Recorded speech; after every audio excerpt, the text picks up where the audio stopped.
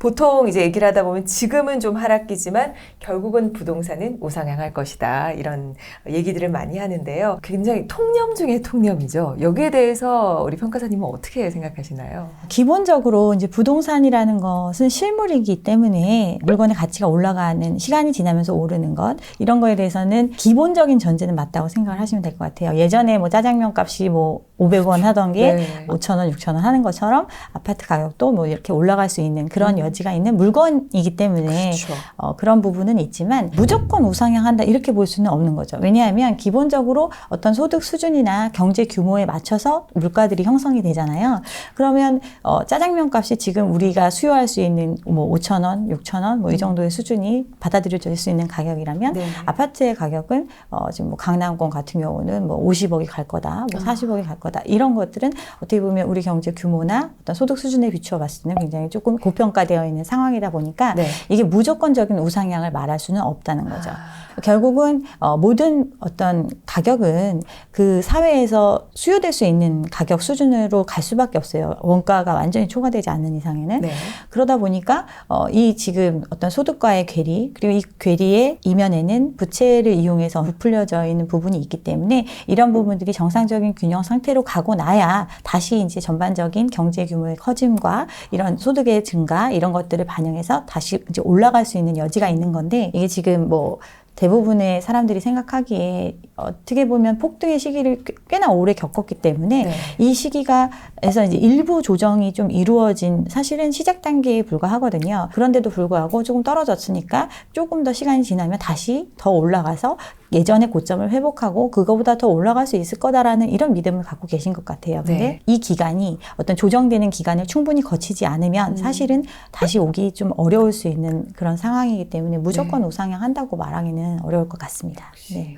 수용되는 범위 안에서 적용이 되는 게 부동산이지 무조건 우상향이다라고 그렇게 좀 통념으로 가지기엔 좀 어렵다. 네, 또 그리고 사회의 어떤 상황이 많이 바뀌었다고 생각을 하시면 돼요. 우리가 계속 오를 거다라는 믿음의 기저에는 우리 과거의 경험칙적인 측면이 많거든요. 맞아요. 예전에 우리 부모 세대들이 부동산을 하나 보유했을 때 이 집값의 상승으로 부를 축적할 수 있었던 또 그때 많이 활발하게 투자를 했던 사람들이 또 더 많은 부를 축적할 수 있었던 이런 시기를 겪었기 때문에 앞으로도 부동산은 흔들리지 않을 것이다 이런 믿음이 있는 건데 과거에는 우리가 이제 고성장의 시기를 겪었잖아요. 그만큼의 급속한 경제 발전이 있었고 그만큼 또 새로운 형태의 주거 문화가 아파트였잖아요. 네.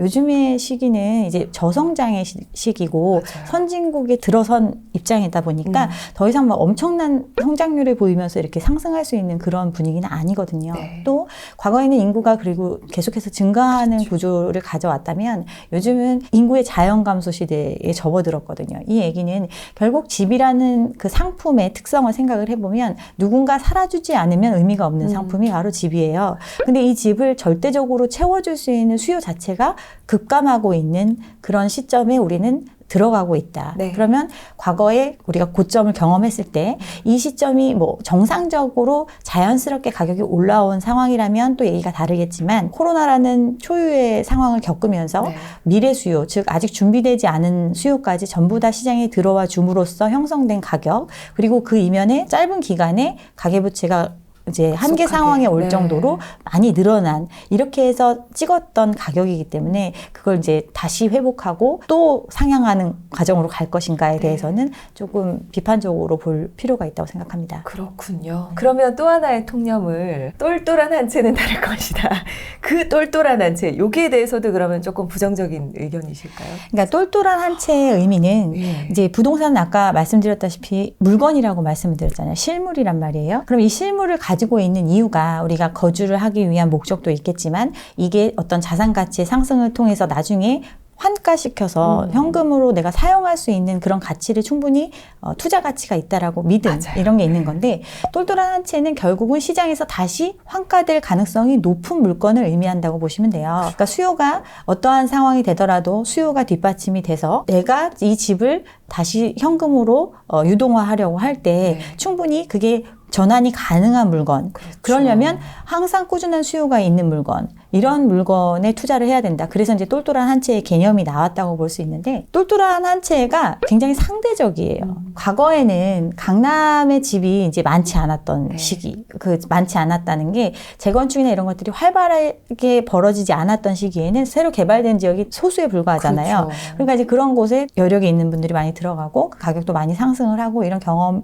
있는데, 강남에 이제 수많은 지역들이 이제 재건축을 통해서 새로운 아파트로 공급이 되거든요. 네. 그럼 이 지역을 실질적으로 이들이 생각하는 가격을 다 받쳐줄 수 있을 만큼 어떤 수요가 있다면 이 가격을 유지할 수 있겠지만, 그렇지 이제 못한 시장으로 갈 수 있고, 똘똘한 한 채가 너무 많아진 시장이 되다 보니까 그 물건이 예전에 희소할 때는 어느 정도 그 가격이 뭐 합당할 수 있겠지만, 이제 물건이 많이 나오는 시기가 되다 그렇죠. 보니까 네. 이 모든 가격을 다 뭐 50억 채워줄 수 있는 사람이 있거나 이러긴 좀 어려운 거죠. 네. 똘똘한 한 채가 뭐 반드시 오를 거다 이런 생각들을 갖고 계시는 분들도 있는데, 예전의 경험으로 봤을 때도 그렇고, 예전에 이제 버블7 지역이 네. 어떤 조정기에는 가장 큰 폭의 하락을 겪었던 것처럼, 상대적으로 그 거품이 과도했던 지역은 그만큼 많은 비율로 이제 하락할 수 있는 그런 위험성을 가지고 있다고 볼 수 있습니다. 이제는 희소성을 비춰봤을 때 네. 얼마나 그 가치가 될지는 한번 가늠을 해봐야 될 것 같다라는 좀 통념을 깨주는 이런 이야기 부분들을 짚어주셨습니다. 자, 그러면 평가사님이 보셨을 때 객관적으로 투자하기 좋은 기회였던 것 같다라고 한 그런 시기들이 있을까요? 2013년? 이때가 가장 투자의 적기였지 않았을까 이렇게 생각을 합니다. 지금은 관망할 때라고 말씀을 드려요. 지금 뭐 금리가 조금 내려간다는 얘기가 있고 뭐 이런 얘기들이 들리니까 이 기회를 놓치지는 않을까, 좀 불안한 마음들을 많이 갖고 있어요. 계시는 것 네. 같은데, 가장 우리가 최저점에 어떤 적기에 들어갈 수 있는 방법은 정말 아무도 관심이 없는 시기에 들어가야 되거든요. 근데 지금은 아직도 관심이 꺼지지 않은 시점이에요. 네. 그러다 보니까 저는 아직 무를 익지 않았다고 생각을 합니다. 내가. 그러면 2013년이 어떻게 보면 좋은 투자 타이밍이었다라고 보시는 어떤 이유가 있을까? 어떤 특징들이 있었나요?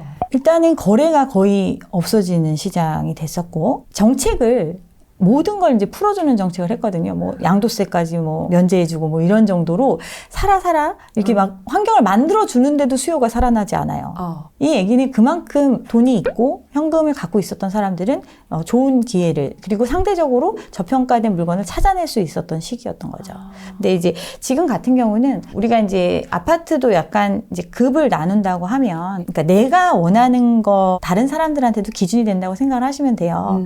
그러면 단지의 규모가 어느 정도 돼서 커뮤니티도 있고 관리비도 좀 적게 나올 수 있고 뭔가 좀 인프라도 있을 수 있고 뭐 이런 부분들을 선호하잖아요. 근데 지금 같은 경우는 뭐 어느 지역에 있다고 하더라도 뭐 나홀로 아파트까지 막 가격이 막 올라간 상황이거든요. 과거에 어떤 가격이 안정된 시기에는 나홀로 아파트 같은 것과 대단지의 격차가 엄청 컸었거든요.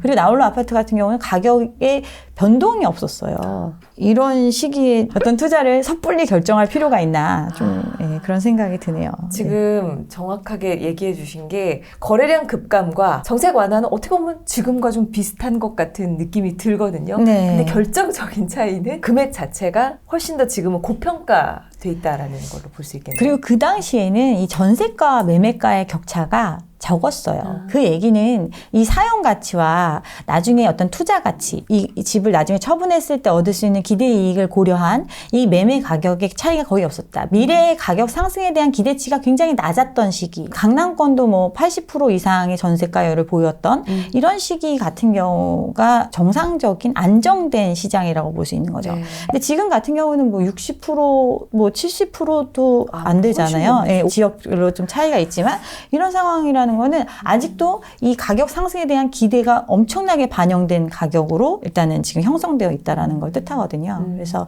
지금은 조금 더 시장을 지켜볼 필요가 있다. 이제 앞으로 뭐 이제 시장의 상황이 이제 계속 급변하고 있는데 네. 이제 지금 PF 시장의 문제가 불거지기도 했잖아요. 이 얘기는 이제 건설사들의 어떤 위기적인 상황이 나오는 거고, 그 얘기는 어떤 분양이 잘 안 되고 있음을 의미하고, 분양이 안 된다는 거는 그만큼 할인을 할 수 있는 소지가 많아지고 미분양도 쌓이고 또 지금 매물 적체 현상도 많이 일어나고 있잖아요. 지금 거래가 소강 상태로 가는 이유가 매도자가 희망하는 가격과 매수자가 희망하는 가격의 격차가 크기 때문에 거래로 이어지지 않는 거거든요. 네. 이런 간극이 이제 줄어드는 시기가 와야 일정 부분 이제 거래량이 이제 살아나고 그 거래량이 이 정도 가격이면 어느 정도 들어올 수 있는 그런 정도가 돼야지 이제 시장에 참여할 수가 있는 건데 아직은 뭐 초입 단계라고 볼 수 있어서 네. 급한 마음 안 가지셔도 저는 될 것 같습니다. 그런데 이렇게 평가사님 얘기를 듣고 있으니까 좀 부동산 시장을 꿰뚫어보는 눈을 갖고 싶어요. 그러면 말씀하신 대로 긴장하지 않고 조급해하지 않고 나는 내 할 일 하면서 열심히 돈 모으면서 또 네. 좋은 기회를 노려볼 수가 있을 것 같은데 지금의 흐름을 잘 분석하고 앞으로의 시장을 예측할 때 좀 참조하시는 어떤 지표, 시그널 같은 게 있을까요? 일단은 기본적으로 이제 거시경제 상황을 무시할 수는 없어요. 기본적으로 거시경제 상황이 안 좋으면 그 안에 속해 있는 자산 시장이 힘을 받지 못하는 상황이 되고 그 얘기는 거품이 제거되는 시기를 겪게 되기 때문에 네. 거시경제 상황을 예의주시할 필요가 있고 부동산 아파트 같은 경우는 자기 자본만으로 살 수 있는 물건이 아니다 보니까 레버리지를 활용하게 되잖아요. 네. 그래서 이제 금리에 대한 부분도 상당 부분 영향을 줄 수 있고 거래에 대한 내용들 이런 것들을 보면서 이제 지표를 판단을 해야 되는데 제가 이제 이렇게 투자의 관점으로 아파트를 바라보시는 분들한테 해드리고 싶은 말은 집이라는 게 결국은 되게 주관적인 효용이 되게 중요한 상품이거든요. 투자의 대상으로 생각한다면 부동산이 줄 수 있는 수익성을 고려하고 또 자본이득을 고려할 수 있는 상업용이나 다른 이런 부동산들이 있는 건데 주거는 결국은 누군가 살아줘야 되는 그런 상품이다 보니까 이 물건이 나중에 팔리지 않더라도 내가 끝까지 수요할 수 있는가에 대해서 그걸 이제 기준으로 잡고 물건에 접근을 하셔야 된다고 생각합니다. 지금 이 부동산 시장이 과열됐던 이유가 특히나 아파트 시장이 과열됐던 이유가 워낙 부동산이 개별적인 특성이 있다 보니까 섣불리 접근할 수가 없어요. 그래서 가장 표준화되고 획일적인 형태의 상품이 아파트거든요. 아파트는 그리고 내가 실제로 살고 있는 이런 물건이기 때문에 가장 잘 알고 있다고 생각을 하고 그러다 보니까 이거에 대해서 마치 주식처럼 이거를 이제 지표를 보고 뭐 이럴 때는 어떻고 뭐 분석도 하시고 막 이렇게 하잖아요. 근데 주식과 아파트의 가장 큰 차이는 결국은 이 주관적인 효용을 내가 이 물건을 소비하면서도 그 효용을 느낄 수 있어야 되고 그 정도의 가치를 가지고 있어야 되는 물건을 사야지 네. 그렇지 않은 물건이 상대적으로 이제 주식처럼 이것도 사람들이 와서 막 사줄 거고 외국에 막 자본이 막 들어와서 사주는 물건이 아니거든요. 그렇죠. 나랑 똑같은 사람이 와서 사주는 물건이기 때문에 맞아요. 그 사람들이 과연 나와 비슷한 소득 수준의 사람이 나와 비슷한 규모의 빚을 내서 이 집을 사줄 수 있는지 즉 내가 리셀을 항상 고려하는 게 아니라 리셀을 하지 않더라도 내가 이 집을 그냥 여기서 계속 살아도 좋다. 그리고 나중에 뭐 자녀한테 물려줘도 좋다. 이런 물건을 사줘야 된다는 거죠. 주식처럼 공부하는 게 아니라 부동산, 그중에서도 아파트, 네. 주거하는 부동산 같은 경우는 주관적인 효용이 개입이 돼 있기 때문에 좀 더 네. 특수한 부분이라고 할 수 있다. 사람들이 우르르 그냥 구매한다고 가서 나도 투자하고. 뭐 이게 네. 이제 재건축이나 이런 어떤 개발에 기대치가 있는 네. 물건에 대해서는 이제 투자의 관점으로 봐야겠지만 기축에 대한 것도 지금 뭐 사람들이 지금 내가 사놓으면 더 오를 것이다 막 이런 기대감을 갖고 많이 사기도 맞아요. 하고 했었잖아요. 그런 사실은 기축은 감가상각이 이루어지고 또 주변에 새로 아파트가 들어오면 상대적으로 이제 구축으로 분류되고 거기에 거주할 수 있는 인구는 정해져 있는데 그렇죠. 이제 새로운 집이 막 들어오면 새로운 집이 먼저 채워지지 구축이 먼저 채워지진 않잖아요. 네. 이런 것들을 이제 다 고려를 해서 그래도 이 집이 수요될 수 있을 것이다. 이런 판단이 되는 물건을 사야 된다는 거죠.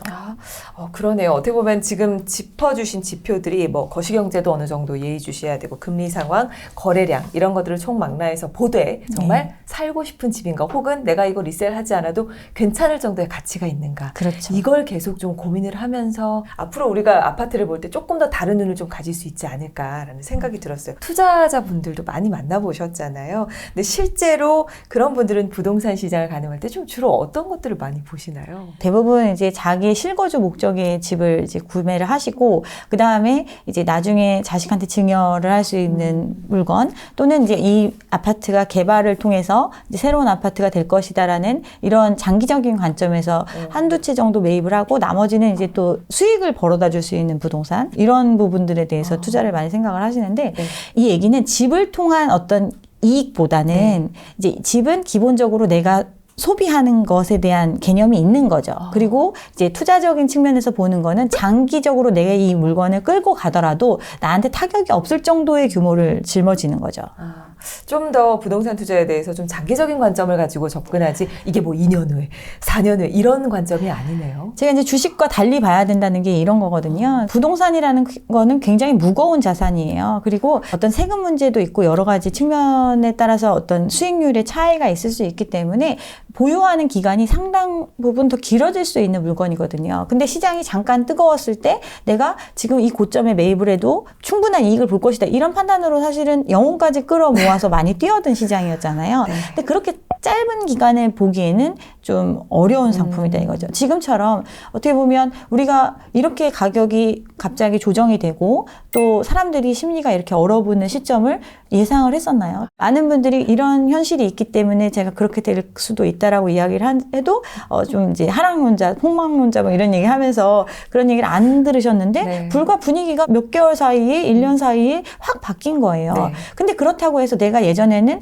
오늘이 가장 쌀 때라서 집을 매입을 해서 평가 이익, 뭐 주변에서 말하는 시세는 얼마 올랐다, 나 몇 억 벌었다, 이런 느낌이 있었는데 그 몇 억이 실현도 만져보지도 못하고 다 사라지는 걸 물건을 취득한 이후에 갖고 있는 거거든요. 결국 굉장히 장기적인 관점에서 바라봐야 되는 물건이라는 것. 그래서 강조드리는 게 내가 이걸 다시 팔지 않더라도 네. 이 물건을 통해서 충분한 효용을 얻을 수 있는 물건에 투자를 하셔야 된다는 거죠. 아파트를, 부동산을 또 보는 관점에서 이게 판매가 되지 않더라도 내가 계속 갖고 가고 싶을 정도의 물건인가? 또 갖고 갈 수 있는 감당 능력이 되는지. 예. 그러면 이 거시경제 파악이라는 건 저희는 뭐 뉴스를 통해서 접하거나 이게 다란 말이지. 평가사님은 이런 거시경제 파악을 좀 어떻게 하시는 편이신가요? 부동산 시장은 주식 시장이나 뭐 이런 것과 달리 굉장히 좀 폐쇄적인 시장이라고 생각을 하시면 돼요. 네. 거래도 굉장히 은밀하고 네. 개별적인 특성을 가지고 있고 그 거래의 진위 여부도 사실은 파악하기 어려운 시장이거든요. 그런데 이제 우리가 많이 판단하는 지표가 이제 실거래가, 그다음에 이제 부동산 중개업소에 문의를 했을 때 시장의 분위기, 이런 걸 갖고 이제 판단을 하잖아요. 네. 그래서 내가 마음이 급해져가지고 지금 뭐 오늘 내가 계약을 안 하면 이 물건이 다 사라질 것 같은 이런 마음에 쫓겨서 어떤 선택을 하는 것들이 많이 걱정이 되더라고요. 결국은 제가 이제 부동산을 계속 이제 경험을 해온 바로는 사는 건 정말 쉬워요. 그리고 내가 이제 원하는 조건에 뭐 아파트 같은 경우도 여러 개가 있잖아요. 선택할 수 있는 폭이 있거든요. 근데 내가 물건을 팔 때는 어떤 특정 물건 하나예요. 그러면 이 물건을 사주려는 사람이 나타나지 않으면 환가가 굉장히 어렵거든요. 네. 개별적으로 이렇게 매칭이 돼야 되는 그렇죠. 물건이기 때문에. 그래서 다급한 상황, 어떤 좀 내가 어떤 선택을 강요받는 상황에서 결정을 하는 거는 네. 나중에 조금 큰 위험을 내가 테이킹하는 것 같으니까 네. 조금 관망할 수 있는 입장에서 네. 뭐 예를 들면 나는 얼마 정도의 물건이 나오면 연락을 주세요. 이런 것과 어떤 물건이 나와 있는데 저 뭐 있어요. 그러면 이거는 얼마예요? 네. 그거보다 낮은 건 없어요. 그러면 마음에 이거보다 정말 낮은 건 없구나. 이러면서 어떤 물건 선택하게 되잖아요. 네. 그런 게 아니라 내가 어떤 지역에 관심이 있고 어떤 계획이나 이런 것들이 있으면 이 정도 선에서 나오는 물건이 있으면 연락을 주세요 하면 이제 그런 시기가 오거든요. 네. 그리고 그 가격에라도 환가를 해야 되는 사람들이 분명히 있고, 나타나고. 네, 그런 식으로 이제 어느 정도 좀 여유를 가지고 시장을 대해야 하는데, 어떻게 보면 계속 오른다고 하니까 오늘 안 사면 큰일 날 것처럼 네. 이런 마음에 쫓겨가지고 좀 많은 사람들이 시장에 참여하게 된 것 같아서 좀 안타깝게 생각을 합니다. 많이 안타까우신 것 같아요. 실제로 제 주변에도 뼈아픈 실수를 경험하신 분들이 대부분 왜 그런 실수가 벌어졌을까 했더니 그때는 이거 안 사면 큰일 날 것 같아서 이런 얘기를 항상 하시더라고요. 네, 맞아요. 누구나 빠질 수 있는 그런 위기 상황에서 우리가 조금 더 조급함을 내려놓을 필요가 있을 것 같고. 제가 누누이 말씀드리지만 아파트에 대해서 투자를 생각한다면 그 아파트를 쓰는 사람이 나와 비슷한 사람이고 나의 관점이 틀리지 않도록 객관화될 수 있는 그런 공부가 필요한 거죠. 내가 생각하기에는 여기가 좋아질 것 같아. 이런 게 아니라 네. 누가 봐도 여기는 사람들이 선호할 수 있을 만한 요인들을 갖고 있다라는 걸 내 스스로 판단할 수 있어야 되는 거예요. 다른 사람이 여기가 좋습니다라고 알려주는 것에 의존하는 게 아니라 네. 그 사람들이 어떤 그 선택을 다 책임져 주는 건 아니니까. 아니죠. 그리고 이제 시장이 이제 안 좋아지면 이제 경매 시장 이런 것들이 이제 활성화가 되잖아요. 네. 경매라는 거는 시장에서 정상적인 거래로 소화되지 않고 어떤 채권 채무 관계 해소를 위해서 공개적인 시장으로 나오는 게 경매라고 볼 수 있는데 이 경매 시장은 그러면 나와 있는 물건이 정확해요. 그죠? 그럼 그 물건에 대한 공부를 통해서 이 물건의 권리관계를 파악하고 위험성을 고려했을 때에 내가 어느 정도 수익을 볼 수 있는 이런 것들을 판단할 수 있거든요. 네. 이런 것들은 공부가 필요한 거죠. 그리고 경험도 필요하고 그리고 실질적으로 부동산은 어떤 곳에 고착되어 있는 물건이다 보니까 그 주변을 실제로 내가 가서 보고 이 물건이 정말 어떤 주변의 환경이라든가 이런 것들을 실제로 경험해보고 체험해보고 느껴봐야지 이 부동산의 가치를 판단할 수 있는 거거든요. 그렇죠. 그러니까 이런 것들이 필요한 거지 누가 가르쳐준다고 해서 이게 막 엄청 좋아지고 이런 건 아니거든요. 주식처럼 뭐 어떤 차트를 공부하고 기업 가치를 분석하고 뭐 이런 것들을 해서 뭐 이런다기보다는 네. 이 집이라는 상품에 대해서 생각을 한다면 내가 끝까지 이 집에 살아도 된다고 생각하는 거는 이렇게 생각하는 사람들이 많이 있다. 즉 수요가 있는 물건을 내가 고를 수 있는 안목이 생긴다는 거거든요. 그런 면에서 기본적인 어떤 부동산의 특성과 어떤 거시경제 상황과 이런 경제적인 부분에 대한 공부, 기회가 있을 때도 기회를 잡으려면 내가 그 물건을 매수할 수 있는 자금이 있어야 되잖아요. 그러니까 기본적으로는 자기 생활에 충실하는 게 어떻게 보면 또 기회를 가질 수 있는 길이라고 생각을 합니다. 안목이라는 부분이 포인트인 것 같아요. 그 안목은 자신만의 확고한 가치관에서 오는 거고 그 가치관은 누가 던져주는 게 아니라 자기가 쌓아야 되는 거다 보니까. 그렇죠. 그렇죠? 네. 그러니까 뭐 예를 들면 본인이 잘 아는 동네들이 있을 거 아니에요. 네. 그리고 사람들이 어디 많이 다니는지도 많이 보이잖아요. 자기 동네는 제일 잘하니까. 그러면 꼭 아파트가 아니더라도 뭐 상가든 뭐 이런 것들을 투자할 때도 그 지역에 사람들이 어느 정도 오는지 여기서 뭐 어떤 장사들을 주로 하고 있는지 그럼 이런 장사들을 할 때는 임대료를 얼마나 낼까 이런 사소한 것들에 대한 궁금증을 많이 갖고 있으면 네. 내가 그러면 이 물건을 나중에 매입을 하게 됐을 때 최소한 이 정도의 월세는 확보할 수 있겠구나. 그리고 여기는 이 동네는 이상하게 그렇게 막 핫한 지역은 아닌데 항상 공실이 없네. 아니면 오랫동안 장사를 하고 있고 뭐 이런 곳이다. 이런 것들에 대한 판단을 하면 좋은 거죠. 그리고 뭐 새로 이제 집합상가 이런 것들이 이제 아무래도 접근할 수 있는 금액대가 되다 보니까 네. 개인분들이 많이 관심을 갖는데 이것도 이제 경매나 이런 것들로 많이 나오고 할인 물량도 많이 되고 막 이러거든요. 네. 그리고 또 금매 나오는 것들도 있고 그러면 이제 그런 것들에 대해서도 좀 객관적인 판단을 해볼 수 있는 거죠. 과거에 이제 분양가 자체는 워낙 높으니까 이 금액에 샀을 때는 수익률이 그렇게 높진 않겠지만 지금 이제 몇 년간 이제 시장이 안 좋으면서 가격이 많이 이제 내려간 것들 같은 경우는 이것도 똑같은 개념으로 보시면 돼요. 내가 만약에 여기서 어떤 장사를 한다면 이 정도의 임대료를 내고 이 정도는 충분히 이제 운영될 수 있겠다. 모든 게 부동산이라는 게 실물이기 때문에 이게 과연 정말 현실에서 돌아갈 수 있을 것인지를 관심을 갖고 그런 것들에 초점을 맞춰서 좀 시장을 바라보면 네. 좋은 기회를 의외로 또 맞이할 수 있거든요. 네. 관심을 꺼뜨리지 않는 게 제일 중요한 것 같아요. 그렇죠? 모든 부분에 관심을 가지셔야죠. 네.